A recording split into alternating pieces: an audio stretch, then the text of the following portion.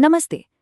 चलिए आज एक बहुत ही पावरफुल आइडिया को समझते हैं कि कैसे हमारी सोच हमारी असलियत को बनाती है। देखिए, ये कोई नई बात नहीं है।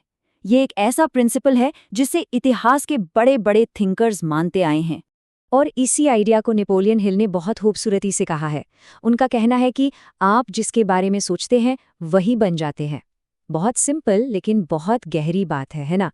मतलब जहां हमारा फोकस जाता है, लाइफ भी वहीं चली जाती है।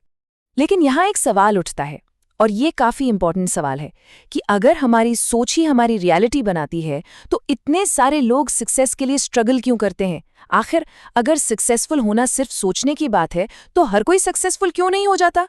क्या लोग अपने फ्यूचर के बारे में सोचते नहीं, या उन्हें अपनी काबिलियत ही नजर नहीं आती?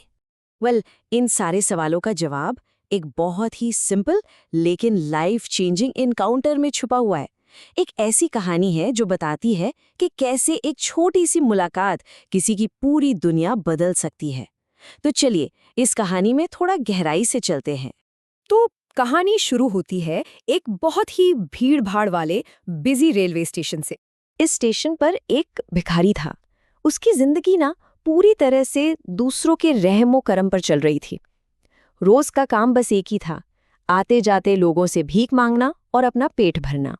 लेकिन फिर एक दिन एक ऐसी मुलाकात हुई जिसकी उसने कल्पना भी नहीं की थी, और उस एक इनकाउंटर ने उसकी जिंदगी का रुख हमेशा के लिए बदल कर रख दिया।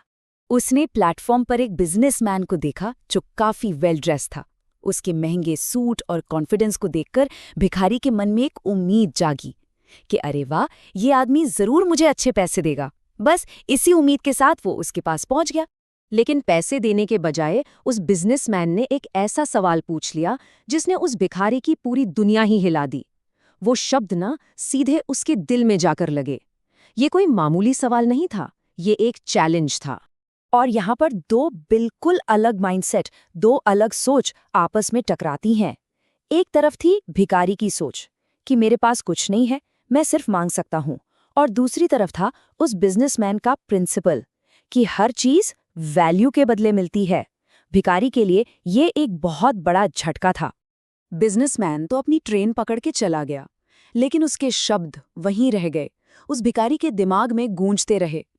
वो सोचने लगा, इतने सालों से भीख मांग रहा हूं, आज तक किसी ने मुझसे ऐसी बात नहीं कही।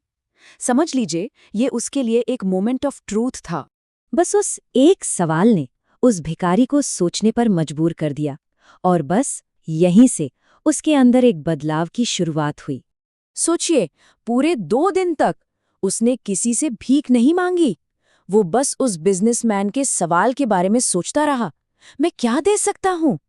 वो इस पजल को सॉल्व करने की कोशिश में लगा रहा। आखिर उसके पास देने को था ही क्या? वो तो सिर्फ एक भिखारी था। और फिर तीसरे दिन जब वो ऐसे ही स्टेशन पर बैठा सोच रहा था, उसकी नजर पटरियों के पास उगे कुछ जंगली फूलों पर पड़ी। और बस अचानक से उसके दिमाग में एक बहुत ही सिंपल सा लेकिन ब्रिलियंट आइडिया आया। उसने वहां से कुछ फूल तोड़े और अपनी जगह पर आ गया। और अब जब भी कोई उसे एक सिक्का देता, वो बदले में एक मुस्कान के साथ एक फूल दे देता। देखिए, उसने भीख मांगने को एक ट्रांजैक्शन, एक लेन-देन में बदल दिया था। अब वो सिर्फ ले नहीं रहा था, वो दे भी रहा था। इस छोटे से चेंज का असर बहुत बहुत बड़ा हुआ, और बहुत जल्द उसे एक ऐसी वैलिडेशन मिली जिसने उसकी नई आइडेंटिटी पर, समझिए, एक पक्की मोहर लगा दी। कुछ हफ्तों बाद क्या होता है कि वही बिजनेसमैन उसे फिर से दिखता है, ट्रेन में बैठा हुआ। वो एक्साइटमेंट में उसके पास भाग कर जाता है और कहता है, सर, आज मेरे पास आपको देने के लिए कुछ है। अगर आप मुझे पैसे देंगे तो मैं आपको बदले में ये फूल दूंगा। बिजनेसमैन मुस्कुराया। उसने उसे कुछ पैसे दिए, बदले में फूल लिए, और फिर उसने वो शब्द कहे जिन्होंने उस भिखारी की जिंदगी हमेशा हमेशा के लिए बदल दी। ये सिर्फ एक कॉम्प्लीमेंट नहीं था, ये एक नई आइडेंटिटी थी। और उसी पल उस भिखारी को सक्सेस का सीक्रेट समझ आ गया। उसे रियलाइज हुआ कि लोग उसे दया करके पैसे नहीं दे रहे, बल्कि वो उसके फूलों के लिए पे कर रहे हैं। वो अब भिखारी नहीं, वो एक बिजनेसमैन था। और इस रियलाइजेशन के आते ही उसने एक बहुत बड़ा फैसला लिया। उसने भीख मांगना हमेशा के लिए छोड़ दिया। ये उसके फाइनल और सबसे बड़े ट्रांसफॉर्मेशन की शुरुआत थी। तो उसकी जर्नी को अगर हम देखें तो क्या था? डे 1 एक सवाल ने उसे हिला के रख दिया। डे 3 उसने एक्सचेंज शुरू किया और सिर्फ 6 महीने बाद वो एक सक्सेसफुल बिजनेसमैन था। ये दिखाता है कि माइंडसेट में एक छोटा सा शिफ्ट भी कितनी तेजी से रिजल्ट्स ला सकता है। 6 महीने बाद उसी रेलवे स्टेशन पर 2 वेल ड्रेस्ड लोग मिलते हैं। एक तो वही बिजनेसमैन था और दूसरा वही फॉर्मर भिखारी जो अब एक सक्सेसफुल फ्लावर बिजनेस चला रहा था।